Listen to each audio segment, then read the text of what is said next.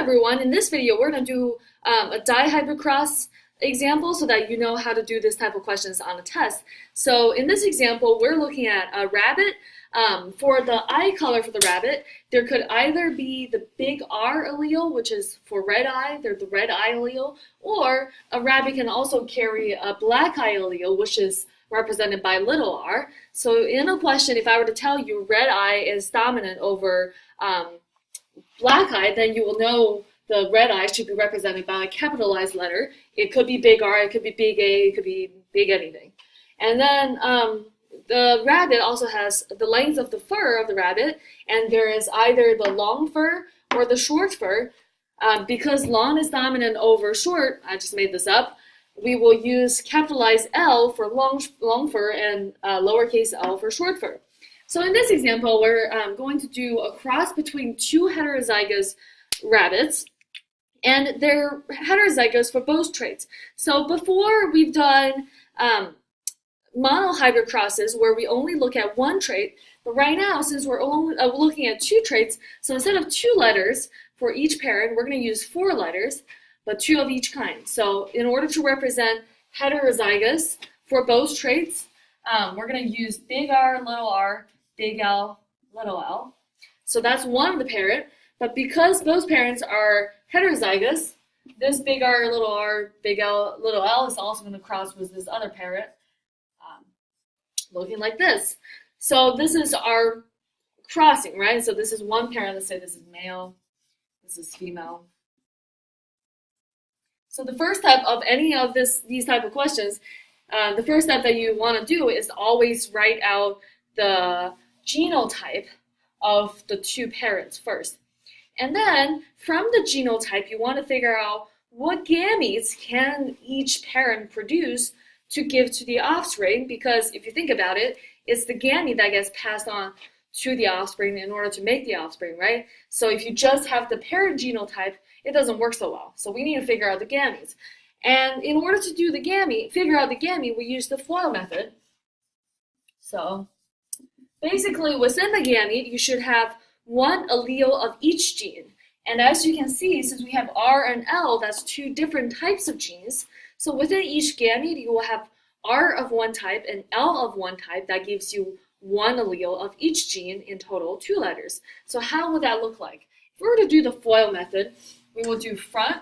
So the first, big R, big L, those are the first, right? So big R, big L, that's one type of gamete. As you can see, you have 1 letter of each type, but there are 2 letters in total. You can't have 2 L's in one gamete. That's not how gametes work. So front, outside, big R, little l. So FOIL, F-O-I-L. I is inside, so little r, big L. And then the last one is L.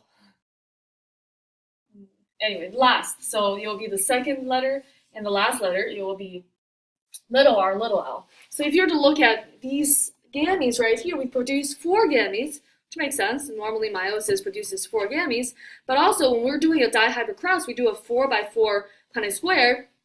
So in order to do a 4x4 Punnett square, you need 4 gametes from each parent. So in this case, all 4 gametes are different, but that's not always the case. As long as you do the FOIL method and figure out 4 gametes, they might be all different. There might be some similarities. They might also be all the same. So you'll have to consider it case by case. So we'll look at another example later. But these are the 4 gametes produced, 1R, 1L, together, that's 1 gamete, okay? Since both parents have exactly the same genotype, we only have to do the FOIL method 1 time. So now we can fill out a Punnett square. So now we need a 4x4. Running out of room. So this 4x4, and then you're going to line up the gametes on the top and on the side of the Punnett square as you usually would with a 2x2 monohybrid Punnett square. So in this case, we're going to line up our gametes above each square. It doesn't matter which parent is on the top, which parent is on the side, as long as you have parents of, 2 parents and not 2 repeated 2 moms. That doesn't work. So little r, big L, little r, little l, big R, big L, big R, little L, little r, big L, little r, little L. So now your job is to fill out the Punnett square, and the important part about filling out the Punnett square is to keep the two of the same letters together, and you also wanted to keep the capitalized letter always in front of the lowercase letter. So for example, this square right here will be big R, big R, big L, big L. However, this one will be big R, big R, big L, little l. If you are keeping R in front of L, you could do it the other way as well. If you're keeping R in front of L at the beginning, you always have to keep it that way. Okay, so you always have to have R in the front and L in the back, and R's together, L's together, and capitalized in front of lowercase. So let's see, this next one will be big R, big L, big L, big R, big L, little l. So you can try filling this out on your own. I know we've done an example before, but it's always good to practice before the test, right?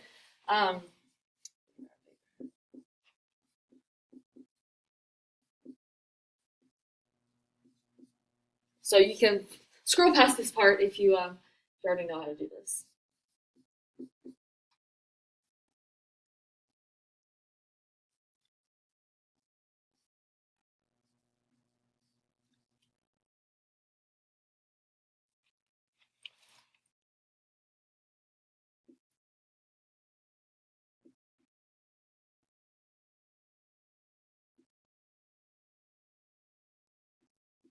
Now, we have our Punnett square all filled up, and as you can see, we have 16 possible different or similar offsprings, but according to this Punnett square, you will be able to tell the ratio of the offspring, genotype and phenotype and all that. So now, I could easily ask you to tell me the genotype, well, the phenotype of a specific square, right? So let's say, if you're looking at this offspring right here, what would the genotype be? So think about that. Oh, what would the phenotype be by looking at this genotype that's already written out for you? So you want to look at one trait at a time. There are 2 traits in total, so big R, little r code for something, code for red eye. So this has to be red eye. Little l has to be short fur because it's double recessive. So this will be a rabbit with red eye and short fur. Let's take another example. Let's say we have little r, big L, little r has to be black eye. And then big L, little l has to be long fur. So you can do the same thing for every single one of these square. And then you can count how many of each type of genotype and phenotype you have. So if you were to count if you were to look at each square at a time and then figure out what the phenotypic ratio is, you will find out that the phenotypic ratio of a double heterozygous cross is always 9:3:3:1. The 9 has to be the red eye long fur. Right? If you don't believe me, we can go back in here. Let's circle the red eye long fur. 2, 3, 4, 5, 6, 7, 8, 9. Those are all of our red eye long fur. And then for the rest of them, this 3 should be a red eye short fur, or the other one, which is black eye long fur, which means you have, right here you have 2 dominant traits, but the 3 and the 3 are 1 dominant, 1 recessive trait. And then the 1 is our single recessive trait for both. So black eye and short fur, which is this one right here. Okay? So now we're going to do another example. Instead of heterozygous for both traits, what if we have homozygous dominant for both traits? Well, what if we have homozygous dominant for the eye color? So big R, and then heterozygous for the second trait, big L, little l, crossing with another parent. Let's say we have heterozygous for the eye color, big R, little r, and homozygous recessive for the second trait, little l, little l. Okay, so now we have two parents that are different from each other, and you can still do the FOIL method to figure out what the 4 types of gametes are, which is the next step that you want to do. So let's see right here. Front, big R, little, big R, big L, right? Outside, big R, little l. And then inside, big R, big L. And then last, big R, little l again. So in this case, you can see that we have two gametes that are the same from each other, and these two gametes are the same from each other. That's okay. We want 4 gametes using the FOIL method, so this is fine. We'll do the same thing with this one. You'll find out that we'll have big R, little l, big R, little l twice, little r, little l, little r, little l. So same idea. We have 2 of the same, 2 of the same, and that's okay. And then you can put this into a Punnett Square. Oh, let's just, I guess we'll try to do it over here. It's not very much room.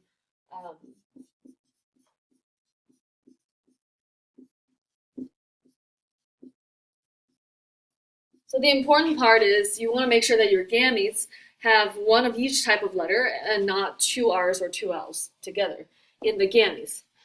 So when you're filling out the Punnett Square, these ones are going to be big R, big R, big L, little l.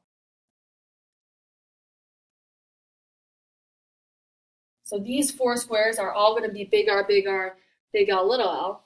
These 4 squares would all be big R, little l, little l. And then these 4 will all be big R, little l, little l as well. And then these 4 will be little r, little l, little l. So you'll see that you have these genotype where you can have the red eye and long fur at the same time, and then you can have 8 of the offspring actually will have red eye and short fur, and then you'll have 4 offspring that have black eye and short fur. So then if I were to ask you what is the phenotypic ratio, you would say, this is what you would write for the phenotypic ratio. You can write 4 to 8 to 4 equals to red long to red short to black short.